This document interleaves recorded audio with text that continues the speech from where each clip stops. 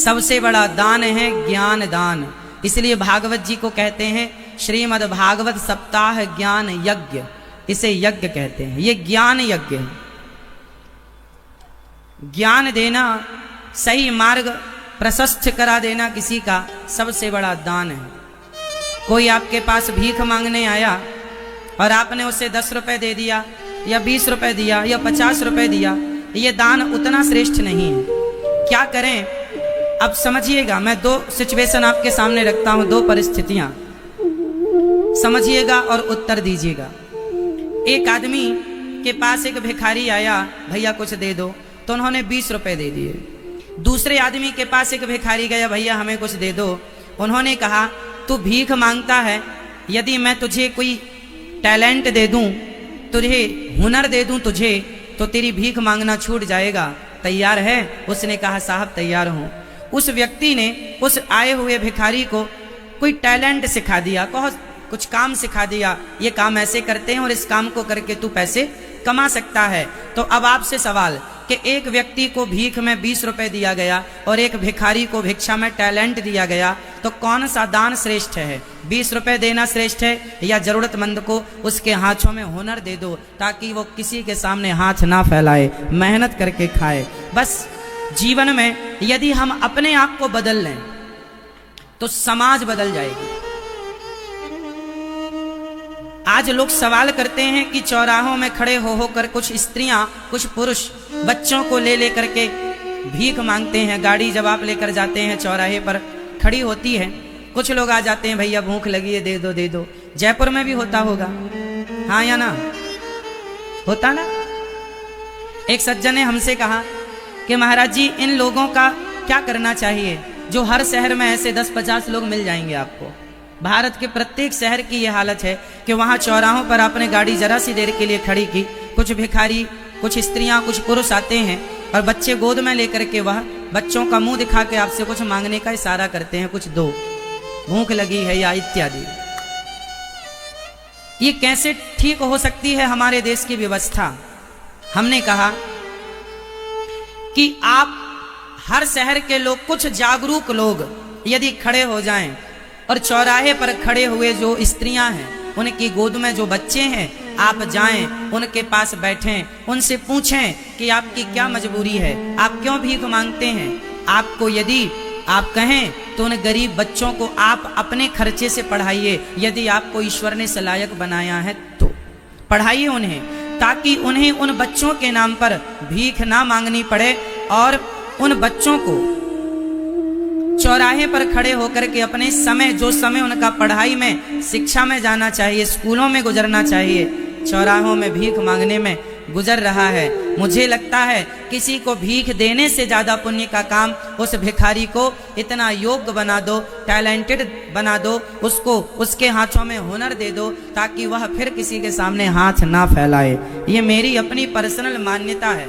आप इससे कितने सहमत हैं, सहमत नहीं हैं, वो आपका विषय है। पर मेरी मान्यता है कि भिक्षा देने से ज्यादा टैलेंट देना सीखना चाहिए।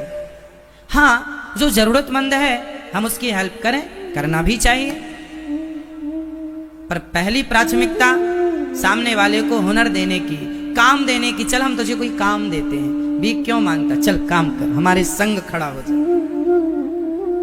तो जीवन में इतना समाज के प्रति जो होना चाहिए। हमारे भैया श्री जुगल किशोर जी, आप सब इनका नाम जानते हैं, डेरे वाले के नाम से भी, और भैया श्री जुगल किशोर जी को कौन नहीं जानता। आपने हजारों लोगों की आंखों का निःशुल्क ऑपरेशन कराया है और इससे बड़ा पुण्य जीवन में कुछ हो नहीं सकता। आपने ना जाने कितने लोगों को रोशनी प्रदान की है। धन मिला है तो उसका धर्म से जोड़कर उसका सदुपयोग कैसे किया जाता है, भैया श्री जुगल किशोर जी से और मैया राजकुमारी जी से सीखना चाहिए। सब लोगों को पुण्य के काम कैसे किए जाते हैं आप श्री से सीखना चाहिए, सबको सीखना चाहिए। और पुण्य करने वाला यहाँ भी सुखी होता है और वहां भी सुखी होता है, क्योंकि हमारे साथ कागज के टुकड़े तो संग जाते ही नहीं। जो कमा कमा के आपने तिजोरियां भर रखी हैं, 1 रुपए ना आपके बाप दादे ले गए ना आप ले जाओगे, कोई व्यवस्था ही नहीं है। उस धन से जब धर्म करेंगे, जयपुर के कोई बहुत बड़े पैसे वाले व्यक्ति थे, उन्होंने कथा में सुना कि हमारे साथ तो कुछ भी नहीं जाएगा। बड़े टेंशन में आ गए बेचारे कि हमने इतना कमाया और ये हमारे संग तो जाएगा ही नहीं। तो उन्होंने सारे ज्ञानी लोगों को बुलाया और कहा, सुनो, कुछ ऐसी व्यवस्था कराओ कि हम मरें तो ये सारा धन हमारा साथ जाए, क्योंकि हमने बड़ी मेहनत से कमाया। ऐसे कैसे हो सकता है कि इसे छोड़ के हम अकेले चले जाएं? हम इसके बिना नहीं जा सकते। बड़े ज्ञानियों को बुलाया गया कि भाई क्या व्यवस्था करें कि जब ये मरें तो इनके साथ धन जाए। बहुत लोग आए, बहुत उपाय बताया, पर कोई उपाय सही ना लगा। बड़े परेशान हो गए, क्या करें। उन्हें तो लगा, सबने यही कहा, भाई आज तक ऐसी कोई व्यवस्था नहीं, आदमी मरता है सब यहीं छोड़कर जाता है। उन्होंने कहा, मैंने इतना कमाया, यहाँ छोड़ने के लिए थोड़ी कमाया है, अरे संग जाऊंगा लेकर तो वहां मौज करूंगा। पर कोई उपाय था नहीं। तभी कोई सज्जन साधु मिल गए। संत जी ने कहा, भाई आप टेंशन में हैं, क्या हुआ? महाराज मैं बहुत दिनों से परेशान हूँ कि इतना धन मैंने कमाया है, अब ये मेरे संग कैसे जाएगा, कोई व्यवस्था हो तो बताओ। संत जी ने कहा, बिल्कुल व्यवस्था हो सकती है। कैसी? मेरे पास उपाय है। क्या उपाय है बताइए? बोले, आप अमेरिका जाते हैं तो वहाँ भारतीय रुपया चलता है? नहीं, वहाँ तो नहीं चलता। वहाँ तो ये जमा करो बैंक में और वहाँ डॉलर लेने से काम बनता है, वहाँ डॉलर चलता है। दूसरे देश में दूसरा चलता है, तीसरे देश में तीसरा चलता है। हमारे भारत का रुपया ये तो अमेरिका में नहीं चलता, वहाँ डॉलर चलता। फिर बोले, यहाँ से तुम दूसरे जगह जाओगे, भगवान के लोक, ये मृत्यु लोक है, ये पृथ्वी लोक है, फिर बैकुंठ लोक जाओगे, स्वर्ग लोक जाओगे, वहां ये कागज के टुकड़े लेकर भी जाओगे तो वहां तो चलता ही नहीं। तो बोले, चलता नहीं है, फिर क्या करें? बोले, जो वहां चलता है वो ले लो ना। बोले, कैसे मिलेगा? बोले, इस धन को धर्म से जोड़ दो और धर्म करने से जो पुण्य मिलता है वह पुण्य का पैसा वहां चलता है जहां यहां से आदमी जाता है। जब यहां से हम और आप जाएंगे तो वहां वही काम आएगा जो यहां हमने पुण्य किया है। बाकी सोना चांदी हीरा मोती सबके यहीं रह जाने हैं। इसलिए यदि धर्म करने के योग्य हैं आप तो जरूर धन को धर्म से जोड़िएगा। जयपुर में जो लोग पढ़ नहीं पाते, जरूरतमंद हैं, पैसों के अभाव में अशिक्षित रह जाते हैं, उनके लिए आप कदम बढ़ा सकते हैं। हमारे भैया श्री जुगल किशोर जी उनके लिए प्रयासरत थे, जिनकी रोशनी चली गई और पैसे के अभाव में ऑपरेशन कराने का धन नहीं है, अंधे होकर घूम रहे हैं, इन सबकी मदद की। अब बताइए, किसी की सेवा कर देना क्या ये पुण्य नहीं है? क्या ये भक्ति नहीं है? जंगल जाकर माला जपना ही भक्ति नहीं है मेरी माँ? किसी के काम जो आए उसे इंसान कहते हैं, पराया दर्द अपनाए उसे इंसान कहते हैं। यूं भरने को तो पक्षी भी अपना पेट भरते हैं, सभी में बांट कर खाए उसे इंसान कहते हैं। आज माँ बाप अपने बच्चों को कहते हैं, तुम्हें डॉक्टर बनना है, इंजीनियर बनना है, तुम्हें एडवोकेट बनना है, जज बनना है, ये बनना है, वो बनना है। बेटे को डॉक्टर बनाना, एडवोकेट बनाना, जज बनाना, इंजीनियर बनाना, पायलट बनाना, है ना, साइंटिस्ट बनाना, जो जी करे सब बनाना, लेकिन पहले बच्चों को ये सब बनाने के पहले एक सच्चा इंसान बनाना। आप बच्चों को डॉक्टर तो बना देते हैं, पायलट इंजीनियर तो बना देते हैं, लेकिन इंसान बनाना भूल जाते हैं। इसलिए वह डॉक्टर होकर भी इंसानियत भूल जाते हैं, तो वो अपने डॉक्टरी का, उस पद का, उस गरिमा का दुरुपयोग करते हैं। उन लोगों से भी उतना ही पैसा लेते हैं जिनके पास खाने को रोटियां नहीं हैं। कितने लोग मर जाते हैं हॉस्पिटल के बाहर इसलिए कि ऑपरेशन कराने की ताकत नहीं है, और उनके पास जो ऑपरेशन करने वाले कुछ डॉक्टर हैं जिनके पास पैसों की कमी नहीं है। साहब, तुम 100 ऑपरेशन पैसे लेकर करो तो 5 ऑपरेशन उनके किया करो जिनके पास धन नहीं है पर अपने बच्चे को, अपनी माँ को बचाने की चाहत है। 5 लोगों की हेल्प तो कर ही सकते हैं। ये इंसान करेगा, डॉक्टर नहीं कर सकता। यदि आपने सिर्फ डॉक्टरी पढ़ी है तो आप डॉक्टर हो सकते हैं, अच्छे इंसान नहीं हो सकते। अच्छा इंसान वही है जो किसी के काम आता है।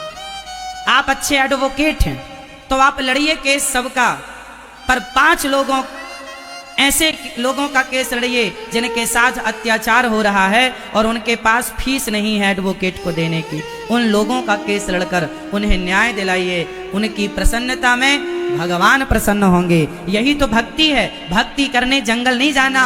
100 लोगों से धन कमाते हो तो 5 लोगों की सेवा करना सीखो। हर फील्ड में ये बात लागू होगी।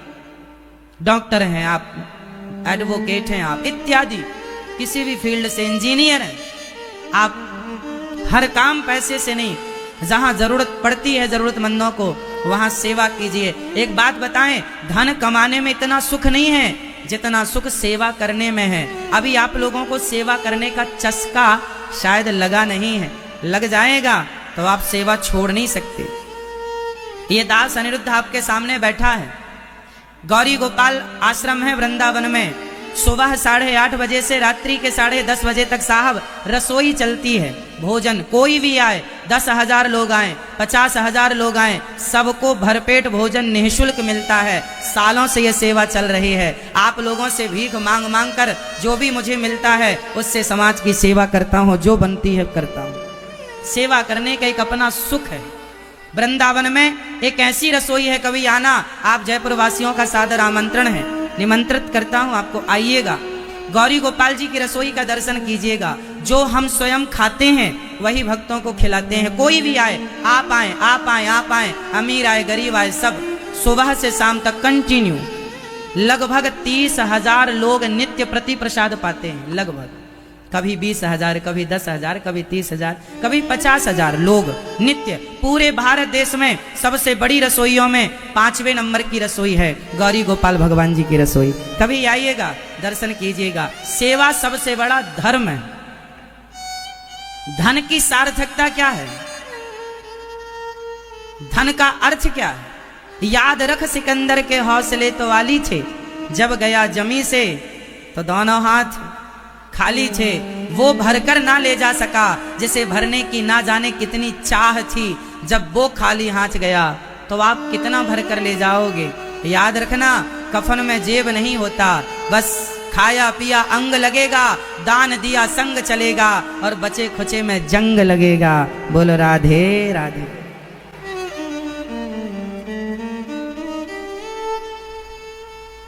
कल हमने सुना कि ध्रुव जी को छोटी सी उम्र में उनके माँ ने, सौतेली माँ ने अपमानित कर दिया, गोद से नीचे उतार दिया। तू इस गोद में बैठने के लायक नहीं है, चला जा यहाँ से। रोते हुए ध्रुव जी अपनी माँ के पास आए। माँ, अपमान कर दिया मेरा। क्या कह दिया? तू अभागिन का बेटा है। माँ सुनीति ने कहा, ध्रुव जी के पिता का नाम था उत्तानपाद। उत्तानपाद महाराज की 2 पत्नियां थीं, सुनीति और सुरुचि। सुनीति के पुत्र हुए हैं ध्रुव और सुरुचि के पुत्र हुए हैं उत्तम। सुनीति धर्म की नीति, शास्त्रों की नीति से चलती है, मनमाना नहीं करती। हमें मनमाना नहीं करना चाहिए। शास्त्र जो मार्ग प्रशस्त कर रहे हैं उसी पर चलना चाहिए। सुनीति चलती है। एक दिन ध्रुव जी अपने पिता की गोद में जाकर बैठ गए तो उनकी बगल में सौतेली माँ खड़ी थी। हाथ पकड़ के नीचे गिरा दिया। जो नीचे गिराने वाली माँ थी हाथ पकड़ के, उसका नाम क्या था? बताओ। ध्रुव जी की माँ का नाम क्या था? अभी तो बताया हमने, सुन लिया करो मेरी बहन। बताओ, ध्रुव जी की माँ का नाम क्या है? सुनीति। और दूसरी माँ का नाम क्या है? मैया बताओ। सुरुचि। सुनीति का बेटा ध्रुव जब सुरुचि ने हाथ पकड़कर नीचे गिराया कि तू इस गोद में बैठना चाहता है तो तपसाराध्य पुरुषम तस्यैवानुग्रहेण में जाकर तप कर, और तप करने से भगवान मिले तो उनसे कहना कि मुझे सुरुचि के गर्भ से जन्म दो। जब तू मेरे गर्भ से जन्म लेगा तब तू इस गोद में बैठने का अधिकारी होगा।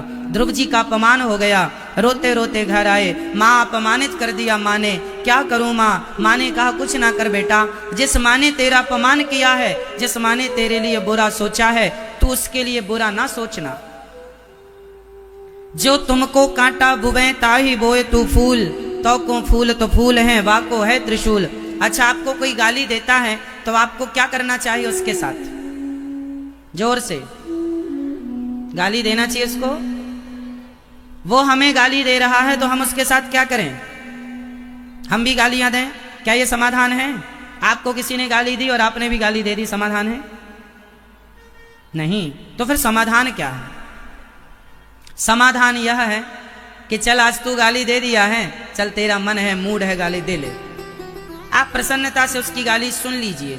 वो आपको क्रोध दिलाना चाहता है, वो आपको गाली देकर गुस्सा दिलाना चाहता है, और आप उसके कहने से, यदि उसकी गालियां देने से गुस्सा हो गए, इसका मतलब आपकी चाबी उसके पास है। जब चाहे आपको गुस्सा कर दे, जब चाहे आपकी प्रशंसा करके आपको ठंडा कर दे। इसलिए अपनी चाबी अपने पास रखो, दूसरे लोगों के मुंह ना लगो।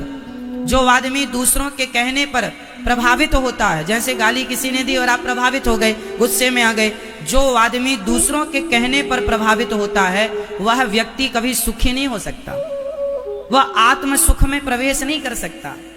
इसलिए जमाना कुछ भी कहे, आप सदा प्रसन्न रहने का अभ्यास बनाओ। प्रत्युत्तर देना आवश्यक नहीं है, और देना है तो कल शांति से उसका उत्तर देना। आज तू गुस्से में है, गाली दे रहा है, बोल रहा है, आप उसकी सारी बातें नोट कर लो अपने मस्तिष्क में, फिर कल शांति से उसको बिठाकर उसकी हर बात का जवाब दे दो। चाहे वो पत्नी गुस्से में, आज तू बोल ले, कल बात करेंगे। पति गुस्से में, आज आप बोल लो, कल बात कर लेंगे ठंडे दिमाग से। वो भी गरम, तुम भी गरम, और गरम गरम एक दूसरे के। अब लोहा गरम है और उसे ठंडा करना हो तो आग में तो नहीं डालेंगे, किस में डालेंगे? पानी में। तो पत्नी गरम और पति भी गरम, तो वह ठंडा करेगा कौन? अरे एक गरम है, एक आग लेकर खड़ा है, तो दूसरा पानी लेकर खड़ा हो जाए। यही समझदारी है, और ऐसी जिंदगी चलती है। ये नहीं कि वो गरम तो हम भी गरम, ऐसे में आग लग जाएगी, और लग ही रही है लोगों के जीवन में आग, समझते ही नहीं है। आप समाधान की तरफ जाते ही नहीं, आप उलझते ही चले जा रहे हैं। भगवान श्री ध्रुव जी का अपमान हुआ, माँ ने समझाया, उत्तर नहीं। जाओ, तुम्हें पिता की गोद में बैठना, जाओ परम पिता की उपासना करो। ध्रुव जी घर से निकल पड़े, उस परमात्मा को पाने जिनकी गोद में पिता के पिता भी ना बैठ पाए, उनकी गोद में मैं बैठूंगा। भगवान के लिए ध्रुव जी निकल गए। माँ से ध्रुव जी ने सवाल किया, माँ ये भगवान कौन है? ये कहाँ रहते हैं भगवान? और रहते हैं तो दिखाई क्यों नहीं पड़ते माँ भगवान? अब ये 2-3 सवाल हैं, फटाफट इनका उत्तर आप सुन लो, फिर आगे चलेंगे। बताइए भगवान कौन है? फटाफट बोलना है आपको। जैकेट वाले भैया बताएंगे, चश्मा वाले भैया बताओ, भगवान कौन है? भगवान कौन है? मैया बताओ मेरी माँ, भगवान कौन है? मैया बताओ भगवान कौन है? कौन है भगवान? जोर से, हाँ भगवान कौन है? भगवान कितने होते हैं? एक। भगवान कौन है? अरे गोविंद देव जी ही भगवान हैं, माता पिता ही भगवान हैं, पति ही भगवान हैं। तो भगवान एक है। माँ बाप को भगवान मान लो। नारी, देखो हमने कहा पति को भगवान, तो माताएं हंसने लगी, पति को भगवान। राक्षस को भगवान कह रहे हैं।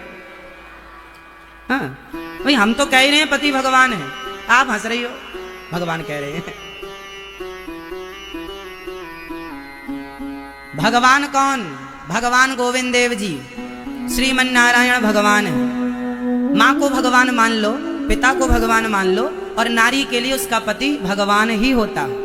पुत्र के लिए माँ बाप भगवान ही होते हैं, शिष्य के लिए गुरु भगवान ही होता है। ना जाने किस रूप में नारायण मिल जाएं, भगवान तो अनेक रूप में है, पता नहीं किस रूप में सामने आकर खड़े हो जाएं। इसलिए हर रूप को भगवान के रूप में, गोस्वामी जी कहते हैं, सिय राममय सब जग जानी, सब भगवान है, बस देखने का नजरिया हो। यदि भगवान पत्थर से प्रकट हो सकते हैं प्रहलाद के लिए, तो माँ बाप से प्रकट क्यों नहीं हो सकते आपके और हमारे लिए? भगवान द्रौपदी के लिए वस्त्र से प्रकट हो सकते हैं, तो भगवान हमारे और आपके लिए क्यों नहीं आ सकते? नरसिंह जी के लिए मायरा भरने के लिए भगवान आ सकते हैं, हमारे लिए क्यों नहीं आ सकते? तो भगवान सब जगह हैं, पर जो प्रेम से पुकारता है उनके लिए आते हैं। चलो भगवान कौन? भगवान श्रीमन नारायण ही भगवान है। तो ये भगवान कौन है, इसका उत्तर है। अब प्रश्न ये है, भगवान रहते कहाँ हैं? फटाफट बताओ, भगवान कहाँ रहते हैं? कहाँ कहाँ रहते हैं भगवान? यहाँ छाती में, दिल में। कहाँ रहते हैं भगवान?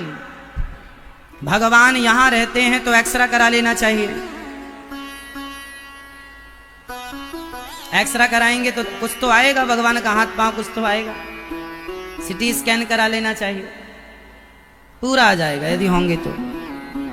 उस जमाने में सिटी स्कैन एक्सरा वगैरह नहीं होता था, इसलिए हनुमान जी ने छाती फाड़ कर दिखाई। भगवान जो आप लोग कहते हैं ना, यहां होते हैं भगवान, कण कण में होते हैं भगवान, मंदिर में होते हैं भगवान, तीर्थों में होते हैं भगवान, ना, ये उत्तर सत्य है पर पूर्ण सत्य नहीं। पूर्ण सत्यता यह है कि भगवान कण कण में हैं, पर किसके लिए? मंदिर में हैं, पर किसके लिए? अंदर हैं भगवान यहाँ हैं, पर किसके लिए? बोले जिसके अंदर विश्वास है उनके लिए ही भगवान अंदर हैं और कण कण में हैं। जिन्हें विश्वास ही नहीं है उनके पास ना यहाँ है ना यहाँ है ना सर्वत्र कहीं नहीं। इसलिए भगवान को देखना है तो इन आंखों के संग एक विश्वास की आंख जोड़नी पड़ेगी। कौन सा चश्मा लगाना पड़ेगा? फटाफट। जो विश्वास का चश्मा लगाएगा, और विश्वास के चश्मे से प्रहलाद ने विश्वास से कहा किस खंबे पे भगवान है। प्रहलाद का विश्वास मिथ्या ना हो, प्रहलाद की वाणी को सत्य करने के लिए भगवान खंबा चीर कर आ गए कि नहीं? भगवान खंबे पर नहीं थे, प्रहलाद के विश्वास में थे। तो भगवान कहाँ है? जहां विश्वास है। इसलिए भगवान की भक्ति करो पर विश्वास के साथ करो। अच्छा बताइए, एक प्रश्न बहुत गंभीर है। बताओ, भगवान को जानना चाहिए या भगवान को मानना चाहिए? उत्तर दो, सुनिएगा। पंचायत कोई ना करे, विशेष रूप से हाथ जोड़ के प्रार्थना है। मैया, हो गई बात आपकी, अब सुन लो मेरी माँ। मैया जमाई आने लगी, अब नींद आए तो बताना। सुनो, भगवान को जानना चाहिए या मानना चाहिए? पहले जानना चाहिए कि पहले मानना चाहिए? जोर से, पहले क्या करो? पहले जानो कि मानो? पहले क्या? पहले क्या? पहले क्या? जोर से। हाँ, पहले भगवान को जानो फिर भगवान को मानो। समाज में दो लोग रहते हैं, एक वो होते हैं जो जानते नहीं हैं, केवल मानते हैं। कल मेरे पास प्रश्नोत्तरी में एक माँ ने सवाल किया कि महाराज जी, हमारे 3 बेटे थे, बीच का बेटा अचानक भगवान के घर चला गया। 2 बेटे अच्छे हैं, अभी हैं। हमारे 3 बेटे थे, हम भगवान को बहुत मानते थे, हम भगवान को बहुत मानते थे, पर जब से हमारा बेटा गया है तब से अब भगवान को हम नहीं मानते। तो बताइए, क्या भगवान ऐसी चीज है कि पहले भगवान को मानते थे अब नहीं मानते? ये जो लोग भगवान को मानते हैं, डायरेक्ट मानते हैं, वो ऐसे होते हैं कि पहले मानते थे अब नहीं मानते। जब तक भगवान हमारी सुनते आए, करते आए हमारे मन की, तो मानते रहे। नहीं कि भगवान ने तुम्हारी हमारी नहीं पटी, कट्टी हो गई, अब नहीं मानेंगे। तो ये मानने वाले लोग हैं जो भगवान को मानते हैं, लेकिन अपनी मर्जी के हिसाब से मानते हैं। जब तक स्वार्थ सिद्ध होगा मानेंगे, स्वार्थ सिद्ध नहीं होगा नहीं मानेंगे। ये मानने वाले लोग हैं। ये वो लोग हैं जो मानते तो हैं पर भगवान को कभी जानते नहीं, ना कभी जानने की कोशिश की। तो जो आदमी बिना जाने मानेगा वो ऐसा हो जाएगा कि जब चाहे मान लेगा, जब चाहे नहीं मानेगा। पहले विश्वास था अब नहीं है, क्योंकि पहले भगवान सुनते थे अब नहीं सुनते। तो ये वो लोग हैं जो मानते थे अब नहीं मानते। इसलिए मानने के पहले जान लो। जो जान कर मानेगा उसका सब कुछ लुट जाए तो भी वो मानेगा, क्योंकि वो जानता है कि भगवान कौन है। बताओ, सुदामा जी भगवान को मानते थे कि जानते थे? पहले जानते थे फिर मानते थे, या पहले मानते थे फिर जानते थे? जोर से, फटाफट। सुदामा जी भगवान को पहले जानते हैं। पहले भगवान को जानो फिर मानो। डायरेक्ट मानेंगे तो तुम्हारी भक्ति साल 2 साल में पंचर हो जाएगी। इसलिए जानो भगवान कौन है। सुदामा जी ने भगवान को कहाँ जाना? उज्जैन पढ़ने गए। गुरु जी के यहाँ भगवान श्री कृष्ण से दोस्ती हुई। भगवान के संग रहते रहते सुदामा जी ने भगवान को पहले जाना। अरे जिसे हम परमात्मा कहते हैं वह तो मनुष्य के रूप में ये है। जान गए और जो माना, उसके बाद 4 दिन सुदामा जी का चूल्हा नहीं जला। गरीबी सिर चढ़कर बोल रही थी। भूख इतनी थी कि पेट घुस गया था अंदर। बच्चे तड़प रहे थे भूख से, पर सुदामा ने जानकर माना था। तो परिस्थिति कैसी भी आई, उन्होंने फिर मानना नहीं छोड़ा, क्योंकि वो जानकर मानते थे। इसलिए भगवान को जानो। आप में से कितने लोग भगवान को जानते हैं? फटाफट बताओ। आप पहले मानिए मत, पहले जानिए। गोविंद देव जी को आप मानते हैं, पर मानिए मत, पहले जानिए फिर मानिए। डायरेक्ट मानेंगे तो काम नहीं बनेगा, वो भक्ति टिकाऊ नहीं है। ये बात समझ में आपको आए ना आए, फिर भी मैं आपको समझाऊंगा इस विषय पर कि देखो, जानना और मानना अलग अलग विषय है। कैसे? एक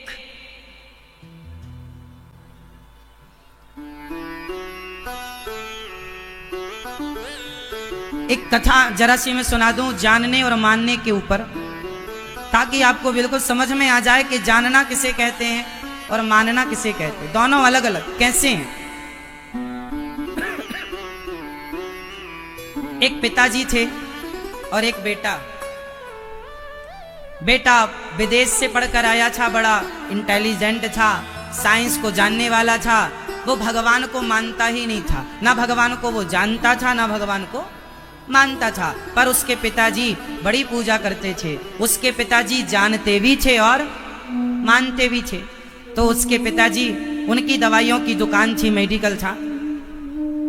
तो मेडिकल में वह भगवान कृष्ण का एक चित्र लगाए। उनके पिताजी रोज आवे तो धूप बत्ती जलाएं और भगवान श्री कृष्ण को प्रणाम करें, और प्रणाम करके फिर अपना काम स्टार्ट करें। बेटा भी बैठने लगा, बड़ी दुकान थी, बड़ा कारोबार था। पिताजी से बेटा बोला, पिताजी आप क्या भगवान की पूजा करते रहते हैं? ये भगवान कुछ नहीं होता, सब साइंटिफिक है। पिता ने कहा, बेटा तू पढ़ा लिखा है, मैं जानता हूं, पर सुन, तू जितना पढ़ा है ना, तेरे पास इतनी अक्कल है, तेरे पास इतनी समझ है, तो सोच जिस परमात्मा ने तुझे ये समझ दी है, ये खोपड़ी दी है, ये मस्तिष्क दिया है, वो भगवान कितना मस्तिष्क वाले होंगे, कितने बड़े होंगे। तू अभी चल काम कर। बहुत दिन हो गए, बाप बूढ़ा हो गया। एक दिन पिता ने अपने बेटे से दुकान में कहा, बेटा अपने बाप को एक वचन दे। पिता के हाथ में बेटे ने हाथ रखा। पिताजी क्या चाहते हो? बेटा तू बहुत अच्छा है, पर मैं हाथ जोड़ के तुझसे भीख मांगता हूं। मैं तेरा बाप हूं, पर तुझसे भीख मांगता हूं। क्या? पिताजी ने कहा, बेटा मुझे पता है जब मैं मर जाऊंगा ना, तो तू ये मंदिर में जो यहाँ दुकान में भगवान श्री कृष्ण का चित्र है ना, तू उठा के फेंक देगा। मैं चाहता हूं कि मेरे मरने के बाद तू भगवान को यहीं रखे रहने देना और उनकी पूजा ना कर सके। कोई बात नहीं, पर बेटा एक बात कहूं, एक बार ओनली एक बार तू भगवान को कभी आजमा कर देख लेना। तू भगवान को कभी जानने की कोशिश करना, एक बार आजमा कर देख लेना। यदि तेरे आजमाने पर वो खरे उतरते हैं तो भगवान को मानना, खरे नहीं उतरते तो मानने की जरूरत, वैसे भी तू अभी नहीं मानता, आगे भी मत मानना, पर एक बार जान कर देख लेना। जानना मीन्स एक बार उनकी परीक्षा ले लेना, तेरे विश्वास पर वो खरे उतरे। भक्त भगवान पर विश्वास करता है, पर ऐसा आज तेरे साथ नहीं है। आज तू भगवान से कहना कि हे प्रभु, यदि आपने मेरी सुनी तो मैं आपको मानूंगा। एक बार प्रैक्टिकली आजमा लेना। बात बाप कह के चला गया। बहुत दिन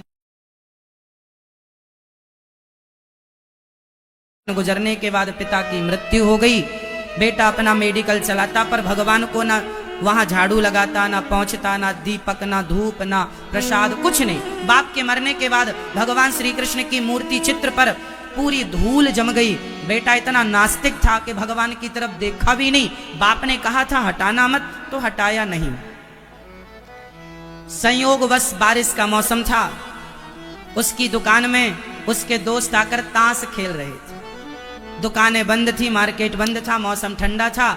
शटर गिरा दी आधी उसने और मार्केट बंद था, अब कोई आएगा नहीं। आधी से ज्यादा शटर गिरी थी और वो अंदर दोस्तों के साथ ताश दुकान में ही खेल रहा था। उसकी दुकान में तभी किसी ने बाहर से दरवाजे को खटखटाया। भैया भैया। एक्चुअली वह एक छोटा सा बच्चा था, लगभग 5-6 साल का। छोटा सा बच्चा, क्या हुआ उसके साथ, उसकी मां को अचानक अटैक आया। उसने डॉक्टर को बुलाया, पास के डॉक्टर को बुलाया। डॉक्टर ने कहा कि जल्दी से ये दवाई लाकर दे दो वरना ये मर जाएगी। और वो बड़े गरीब लोग थे। वो बच्चा अपनी माँ का इकलौता बेटा था, बाप था नहीं। माँ मजदूरी कर करके बर्तन मांज मांज कर अपने बच्चे का पालन करती। आज उस माँ को अटैक आया। बेटा को माँ ने कुछ पैसे दिए, ये दवाई लेकर आओ। डॉक्टर ने लिख दी और डॉक्टर तो चला गया, बगल का डॉक्टर। बेटा बाजार गया, छोटा सा था। बाजार में गया, पूरी दुकानें बंद थी। छोटा सा एक दुकान में प्रकाश आ रहा था, लग रहा था ये दुकान खुली है। वह बच्चा उस दुकान की तरफ गया। भैया क्या ये दवाई मिलेगी? उसने शटर उठाया और देखा, हाँ हाँ मिलेगी। तो मेडिकल वाला ताश खेलता खेलता उसने वो डिब्बी उठाई, दे दी, पैसे लिए, पैसे जो बच्चे वापस कर दिया। बच्चा दवाई लेकर चला गया। जब बच्चा गया तब इस शहजादे को याद आया कि मैंने जो दवाई दी वह तो चूहा मारने की दवाई है।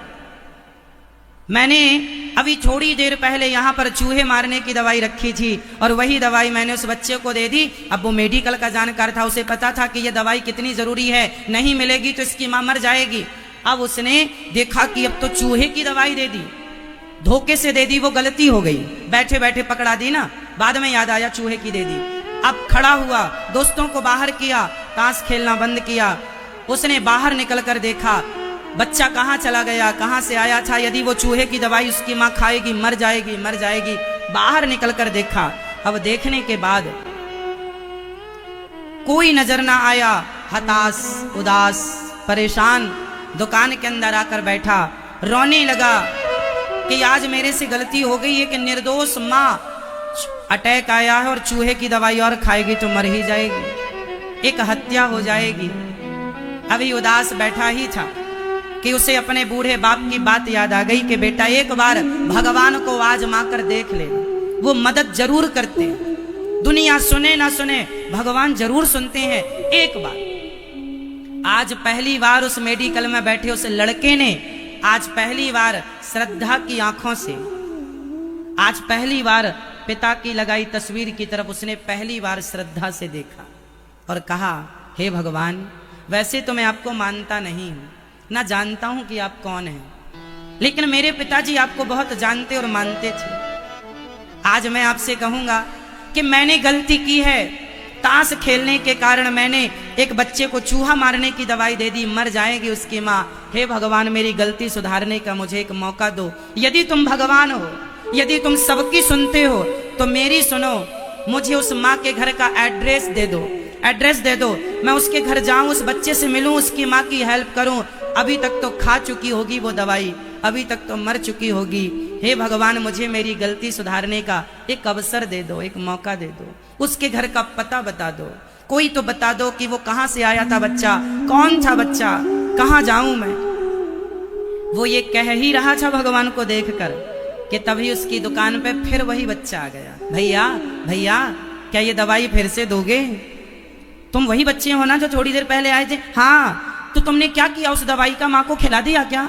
ना, मैं घर गया, आपने जो दवाई दी, मैं घर गया दौड़ करके, मेरा पाँव अचानक पानी गिरने के कारण फिसल गया और हाथ से वो शीशी गिरकर पत्थर पर जाकर टकराई, टूट गई, बिखर गई, पानी में मिल गई।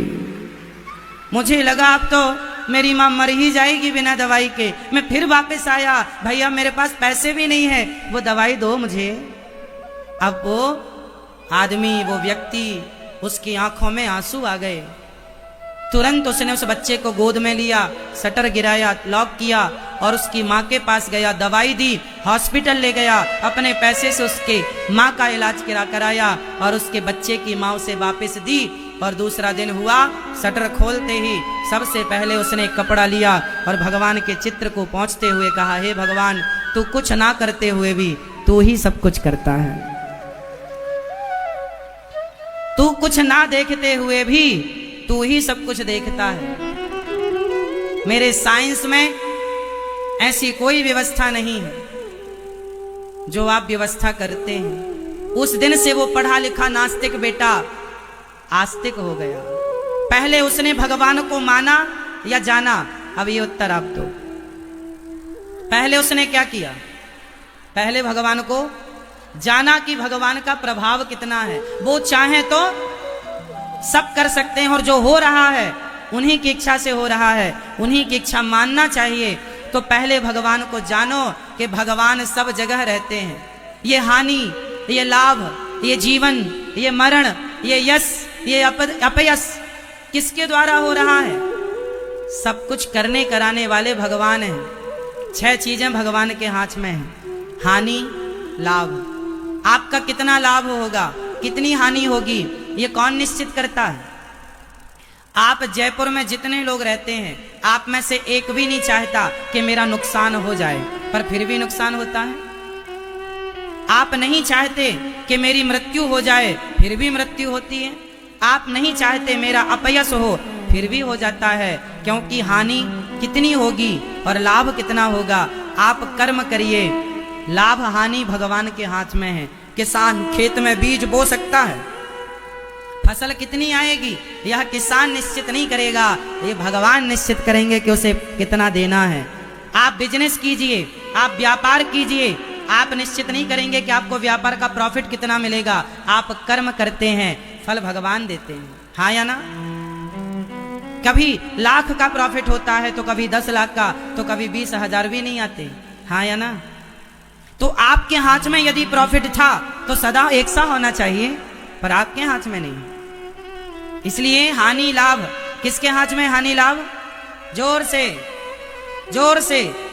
इसलिए हानि हो जाए तो रोया ना करो, ये परमात्मा की मर्जी है। और लाभ हो जाए तो अभिमान ना किया करो कि तुम्हारी मेहनत से हो गया। मेहनत तो बहुत लोग कर रहे हैं, लाभ तुम्हारा इसलिए हुआ क्योंकि भगवान तुम्हें देना चाहते हैं। हानि लाभ, जीवन मरण, आप कहाँ जन्म लेंगे और कहाँ मरेंगे।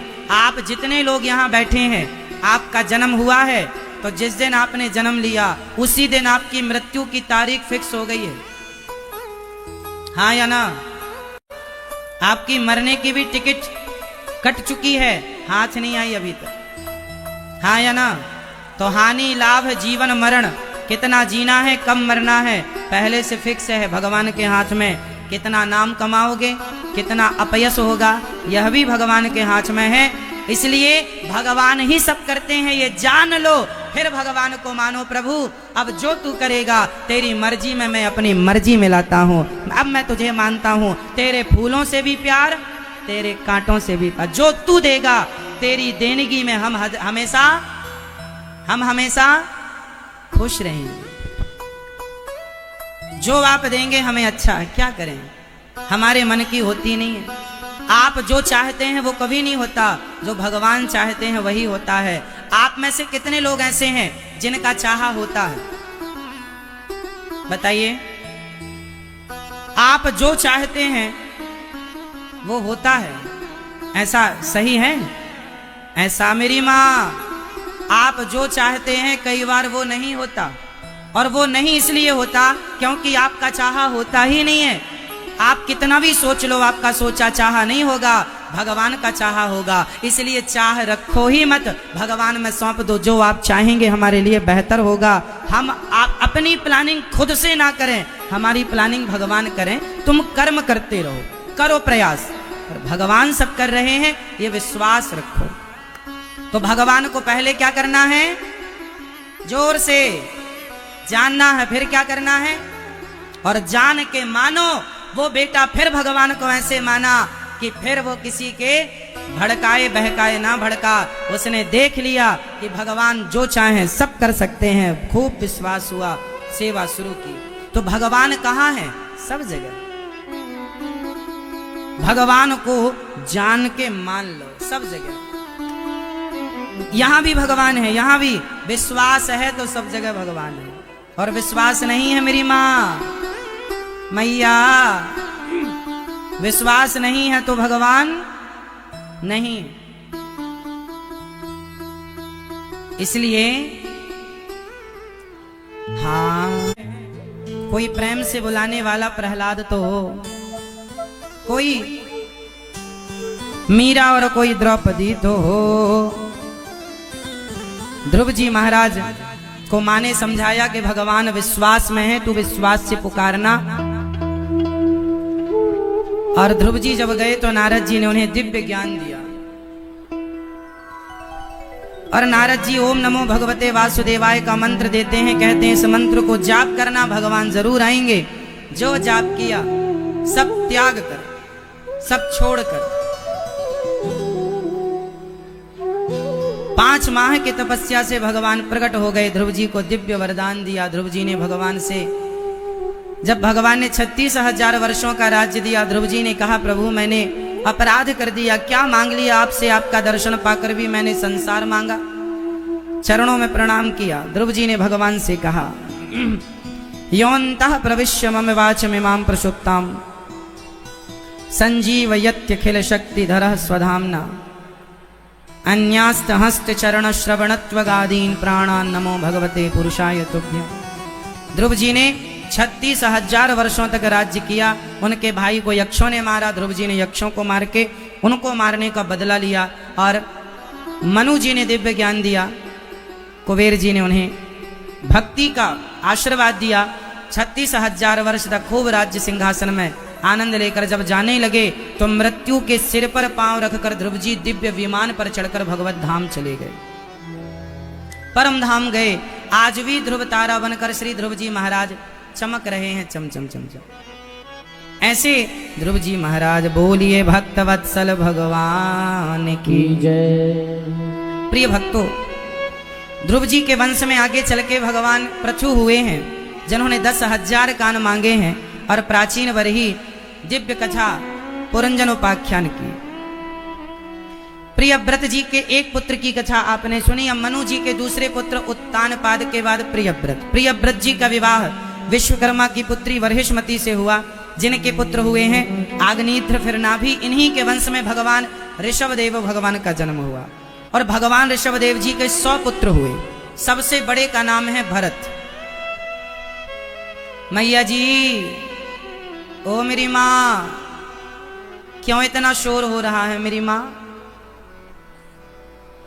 थोड़ा चुप रहो मेरी माँ, ध्यान से कथा सुनो।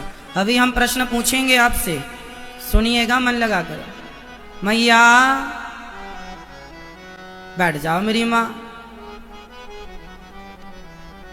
चुप ही टाप रहो।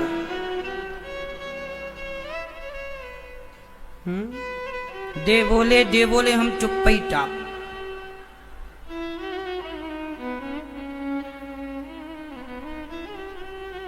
भगवान ऋषभदेव जी सबसे बड़े पुत्र हैं ऋषभदेव जी के भरत। ये भरत जी एक दिन सबको समझा रहे थे कि संसार में क्यों आना हुआ है। कोई ना समझा तो आप गंडकी नदी के किनारे चले गए। गंडकी नदी के तट पर भरत जी रहने लगे। एक दिन भरत जी गंडकी नदी में स्नान कर रहे थे तो वहां पर एक मृग का बच्चा पानी में बहता हुआ जा रहा था। उस मृग के बच्चे को भरत जी बचाकर अपनी कुटिया पर ले आए और उस बच्चे को पाल लिया। उस बच्चे में इतने आसक्त हो गए भरत जी के अब उसे खिलाएं पिलाएं, उसी की सेवा में लगे रहें, वही काम। जब भरत जी की मृत्यु का समय आया तो भरत जी उस मृग को देखते देखते मृत्यु को प्राप्त होते मर गए। और भरत जी जब मृग को देखते देखते मेरे मृग का क्या होगा चिंतन करते करते मरे, तब उनकी गति क्या हुई, उन्हें मृग बन करके आना पड़ा। भरत जी मृग का चिंतन करते करते जब मरे तो भरत जी को क्या बनना पड़ा? भैया क्या बनना पड़ा बताओ? भरत जी को क्या बनना पड़ा? मृग बनना पड़ा। मैया ओ मेरी माँ, भरत जी को क्या बनना पड़ा? मृग। क्यों बनना पड़ा? क्योंकि वह मरते समय किसका चिंतन कर रहे थे? मृग का। अंते यामति सागति। जो व्यक्ति मरते समय संसार का चिंतन करता है उसे संसार में फिर वह बनकर आना पड़ता है जो चिंतन करते आप गए हैं। इसलिए भरत जी मृग बनकर आए।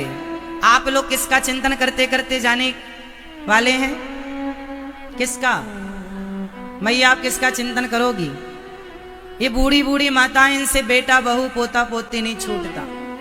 मेरा पोता, मेरा बेटा और बेटी। बेटी भले लंबी दूर रहती है पर बेटी खा लिया, ये हो गया। ऐसा लगता है कि तुम बेटी का ही चिंतन करती जाओगी। इसलिए ना बेटी का चिंतन हो, ना बेटे का, ना पोती का, ना पोते का, ना सोने का, ना चांदी का। भगवान का चिंतन और भगवान से यही प्रार्थना हो कि हे प्रभु इतना तो करना स्वामी, जब प्राण तन से निकले गोविंद नाम लेकर, मेरे प्राण तन से निकले।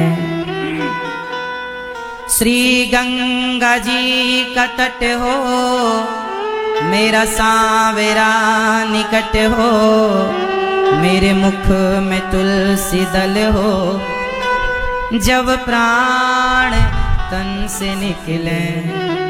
इतना तो करना स्वामी, जब प्राण तन से निकले गोविंद नाम लेकर, मेरे प्राण तन से निकले। भगवान से यही प्रार्थना हो कि प्रभु आपका चिंतन करते करते जाए। आखिरी समय किसी को याद ना करो। किसको याद करना चाहिए? जोर से चलो, आपके हिसाब से किसे याद करना ठीक है? अंत में भगवान को याद करना सही है? बेटा बेटी को याद करना सही नहीं है? क्यों? उत्तर दो। बेटा बेटी को याद करना क्यों सही नहीं? क्यों? क्योंकि सारी जिंदगी याद किया तो बेटा बेटियों को क्या मिला? अब उसे याद कर लें जिसने सब कुछ दिया है। आखिरी समय चलते चलते तो याद कर लो। इसलिए भगवान का स्मरण हो, ये दुनिया का कुछ ना बिगड़ेगा। आप यदि बेटा और बेटी को याद करते मर भी गए तो दुनिया का कुछ ना बिगड़ेगा। बिगड़ेगा सिर्फ आपका। कैसे? ये दुनिया के लोग, जब कोई मरने वाला होता है ना, ये दुनिया के लोग दौड़ दौड़ के पहुंच जाते हैं। फलाने मरने वाले हैं, चलो चलो खबर आ गई है, चलो वहां चलते हैं। जब आपकी मृत्यु का समाचार ये दुनिया सुनती है, सारा काम छोड़कर आती है। पर आप अभी बुलाओ किसी को कि भैया आओ, हमें आपसे प्यार भरी बातें करनी है, आओ। अभी कोई नहीं आएगा। आपके अपने लोग अभी नहीं आएंगे, कहेंगे बिजी हैं, फुर्सत नहीं है, काम है। पर पता चल जाए कि मरने लगे, सारा जमाना आता है। ये बताओ, हमें दुनिया की जरूरत कब होती है? जीते जी या मरने के बाद? पर जीते जी कोई आता नहीं, मरने के बाद भीड़ लग जाती है। क्या बताएं साहब, ये दुनिया मरने पर क्यों आती है? इसलिए आती, इसलिए नहीं आती कि आप मर गए। अरे इसलिए आती है कि वो आपके मरने में यदि आए हैं इस उम्मीद से कि हम इनके यहाँ चलेंगे तो हमारे यहाँ कोई मरेगा, हम मरेंगे तो ये हमारे यहाँ आएंगे। आदमी व्यवहार पूरा करता है, क्या फर्क पड़ता है किसी के मरने से? किसे फर्क पड़ता है बताओ? आप कितनों के मरने में गए, बताओ आपको क्या फर्क पड़ा? सामने वाला मर गया, आप क्यों गए थे उसके मरने में? इसलिए ही तो गए थे। नहीं जाएंगे तो लोग क्या कहेंगे, लो मरने में भी नहीं आए। मतलब आप तो व्यवहार चुकाने गए थे, आपको फर्क थोड़ी पड़ता है इस बात से कि वो मर गया। इसलिए ये दुनिया के चक्कर में ना पड़ो। जब आदमी मरने वाला हो तो मरने वाले आदमी को लिटाओ और सामने राम जी का चित्र रखो, गोविंद देव जी का चित्र रखो और कानों में उसके भगवान का नाम जाए, श्री कृष्ण गोविंद हरे मुरारी, कान में नाम जाता रहे और वो भगवान का नाम जपता जपता जाए, परम धाम को जाएगा। मरते समय मुख में गंगा जल डाल दो, तुलसी का दल डाल दो और रोने वालों से कहो अभी मत रो, आदमी मरता नहीं है, रोने वाले पहले ही अपना चालू हो जाते हैं। अरे कम से कम उसे मर तो जाने दो, फिर रो लेना, पहले ही चालू। और हमारी माताएं तो गजब का रोती हैं, कई तो रेलवे स्टेशन से चालू, कुछ बस स्टैंड से, कुछ द्वार पे ही आके चालू, उल्टा सीधा।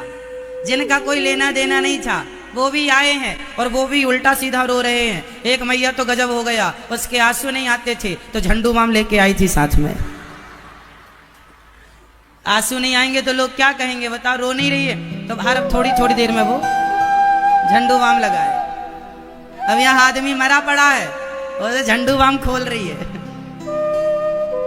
तो दुनिया को फर्क नहीं पड़ता कि आप जी रहे हैं या मर गए, फर्क पड़ेगा सिर्फ आपको, मीन्स मरने वाले को। ये दुनिया के लोग क्या कहेंगे, ये तो 13 दिन बाद आके रसगुल्ला खाएंगे, 13 में आपकी दुर्गति होगी। इसलिए दुनिया में ना पड़ो, दुनिया के चक्कर में ना पड़ो, अपना मरण सुधारो। और मरण सुधार लिया जिसने, उसी का जन्म सार्थक है। जिसने मरण नहीं सुधारा उसका जन्म व्यर्थ चला गया। आप जन्म क्यों लिए हैं? मरण सुधारने के लिए। मरण ही ना सुधरा तो आप इतना सुंदर मानव का तन पाए तो क्या पाए? लड़कपन खेल में खोया जवानी, नींद भर सोया और बुढ़ापा। अब रोने से क्या फायदा जब चिड़िया चुग गई। इसलिए बात जो कही जा रही है, ध्यान से सबसे मन हटाओ और भगवान के श्री चरणों में अपने मन को समर्पित कर दो। एक भगवान है और एक हम हैं, तीसरा कोई ना। जीना सिर्फ तेरे लिए, भगवान के लिए जीना है। तो मरते हुए व्यक्ति को बड़ा सावधान, भरत जी मृग का चिंतन करे तो मृग बन गए। आप में से कुछ लोगों ने कुत्ता पाल रखा है, अब कुत्ते का चिंतन करेंगे मरते समय तो क्या बनेंगे आप? बेटे का चिंतन करेंगे तो फिर 84 के चक्कर में। इसलिए आप में से कितने लोग आज से ही अपना मरण सुधारना शुरू करेंगे, सबसे धीरे धीरे मन हटाएंगे। एक बात बताओ, एक रस्सी में 4 गांठ लगी हैं, तो 4 गांठ लगी हैं, एक रस्सी में 4 गांठ लगी हैं और एक रस्सी में 1 गांठ लगी है। बताओ किसे खोलने में ज्यादा समय लगेगा, 1 गांठ वाले रस्सी को या 4 गांठ वाली रस्सी को? जोर से। 4 गांठ खोलने में टाइम लगेगा। तो आप लोगों ने भी तो ना जाने कितनी गांठें लगा रखी हैं, कस के बांध रखा है आपने अपनी पत्नी को, अपने पति को, अपने पुत्र को, अपने ममता के जाल में, अपने मोह के जाल में बांध रखा है। अब धीरे धीरे ये गांठें खोलो, क्योंकि आगे भी तो चलना है, यहीं थोड़ी रहना है। क्यों आप सब लोग सदा यहीं रहेंगे? आप में से कितने लोग सदा यहीं रहेंगे? कोई नहीं, सबको जाना है। तो गांठ बांध के जाओगे, गांठ बंधी बंधाई ले जाओगे तो नरक जाना पड़ेगा। इसलिए सारी गांठें खोल लो। कितनी गांठें आपने, कितनी गांठें बांध रखी हैं? भैया बताएंगे, चश्मे वाले भैया नीचे बैठे, ये इस तरफ वाले, ये इस तरफ वाले। हाँ आप बताओ, आपने कितनी गांठें बांध रखी हैं? हाँ 1। किससे? हाँ हाँ, वाह, सही बता रहे हैं। कितनी गांठें? पहली सुनो, आप लोग समझिएगा। पहली गांठ है झूठ की, फिर दूसरी गांठ है अभिमान की। अभिमान भी तो बहुत है, झूठ, अभिमान, कपट, छल, फिर पत्नी के प्रेम, पति का प्रेम, पुत्र का प्रेम, परिवार का प्रेम, ये सारा प्रेम गांठ ही तो है। भाई समझो, आपके घर में पानी जो है वह पानी है, पर जब आप भगवान जी को नहवाते हैं तो वह पानी क्या हो जाता है? जोर से, वह पानी चरणामृत हो जाता है। प्रेम पत्नी से करोगे, प्रेम पति से करोगे तो वह प्रेम प्रेम रहेगा, पर वही प्रेम भगवान से कर लोगे तो वही प्रेम पूजा हो जाएगा। जैसे पानी चरणामृत हो गया भगवान से जुड़कर। प्रेम भगवान से नहीं जुड़ा तो प्रेम प्रेम थोड़ी है। पत्नी से प्रेम, पुत्र से प्रेम करो, पर अंत में वह प्रेम भगवान से जुड़ना जरूरी है। नहीं जुड़ेगा तो वो प्रेम वासना है। इसलिए अंत में सबको पीछे छोड़कर अपने आप को भगवान के चरणों में समर्पित कर दो। भरत जी मृग में मन लगाए, मृग बन गए। यमराज ने कहा इन्हें मृग बनकर जाना पड़ेगा। अंत्ययामति सागती मृग बन के आए और भरत जी ने अब मृग का शरीर छोड़ा, मनुष्य बने। तब राजा रहुगण को दिव्य ज्ञान दिया और वह जन्म और मृत्यु के बंधन से मुक्त हो गए दिव्य ज्ञान देकर। 28 प्रकार के नरकों का वर्णन सुखदेव भगवान ने किया है। जो जैसा कर्म करता है वैसे नरक में जाता है। अच्छा, थोड़े से शब्दों में ये और समझा दें हम आपको कि जब आदमी मरता है तो उसके साथ क्या होता है। आपको पता है कि जब आदमी मरता है उसके साथ क्या होता है? चलो शुरू से सुन लो। जब आप मरते हैं, जब हम मरते हैं तो सबसे पहले हम यहाँ से यमपुरी जाते हैं। हमें यमदूत पकड़ कर ले जाते हैं। कितने दिन में पहुंचते हैं हम? 13 दिन में। इसलिए 13 दिन बाद 13 होती है, ताकि हमारे नाम से ब्राह्मण खाएं, लोग खाएं, तो वह दान का पुण्य भी हमारे खाते पर जुड़े, जो हमारे नाम से लोग 13 में खा रहे हैं। अन्नदान होता है ना 13 इत्यादि, तो वह पुण्य भी उसके नाम का होता है, इसलिए उसके खाते पर जुड़ता है। 13 होने के बाद यमराज उसका हिसाब करते हैं, मीन्स आपका और हमारा हिसाब करते हैं। तो यमराज जी ने कहा कि आपका पाप ज्यादा है, पुण्य कम है। यमराज जी पाप अलग कर लेते हैं, पुण्य अलग। उनके पास अपने सिस्टम होते हैं, पाप अलग करने के, पुण्य अलग। आपके जब पाप पुण्य आप लोगों के अलग होंगे तो बताओ आपके पाप ज्यादा होंगे या पुण्य? मैया, मेरी माँ बताओ, चश्मा वाली मैया बताएंगी। बताओ मेरी माँ, आपके पाप ज्यादा निकलेंगे कि पुण्य? हाँ मैया, आपके क्या निकलेंगे ज्यादा? मैया सुन रहे हो ना माँ? नहीं, बताओ आपके क्या ज्यादा निकलेंगे? मैया बताएंगे सही, पिंक वाली मैया बताएंगे। बताओ आपके पाप ज्यादा निकलेंगे पुण्य? पाप तो काहे करती हो इतना, जब पता है तो? मैया बताओ आपके क्या निकलेंगे? पाप निकलेंगे। अब छोड़ देना। मैया आपके क्या निकलेंगे? पाप ज्यादा कि पुण्य? 50-50। हमारे और आपके सबसे ज्यादा क्या निकलेंगे समझो। यमराज जी जब हमें लेकर जाते हैं तो हमारे पाप अलग करते हैं, पुण्य अलग। देखो पाप पुण्य सबके अलग अलग होते हैं, किसी का पाप ज्यादा है, किसी का पुण्य ज्यादा। आप लोगों का क्या ज्यादा है ये मुझे नहीं पता, आपको अच्छे से पता है कि आपका क्या ज्यादा है। तो यमराज जी ने एक आदमी के पाप अलग किए तो 5 किलो पाप निकले और पुण्य निकले 100 ग्राम। जब आपका पाप ज्यादा निकलता है तो यमराज उस पापों के बल पर आपको 84 लाख योनियों में भेज देते हैं। नरक भेजते हैं, थोड़ा नरक, फिर 84 चक्कर में नाली का कीड़ा, कुत्ता, बिल्ली, कॉकरोच, चमगादड़, ये सब बनना पड़ेगा आपको पापों का दंड पाने के लिए। ये योनियां बनाई हैं भगवान ने। और जब सारे पाप भोग कर आप फिर जाएंगे, यमराज जी से कहेंगे हो गया? यमराज जी कहेंगे तेरे पाप खत्म हो गए, अब जो तूने पुण्य किया है 100 ग्राम पुण्य है, वह 100 ग्राम पुण्य देकर यमराज जी आपको फिर एक बार मानव का तन देते हैं। जाओ अब अच्छे कर्म करना, ताकि जन्म मृत्यु से मुक्त होकर भगवत धाम चले जाओ। ये बड़े भाग्य मानुष तन पावा, बड़े भाग्य से मिला है, पुण्य से। इसलिए कहता हूं हाथ जोड़कर, आप लोगों को पता ही नहीं कि आपने क्या पा लिया।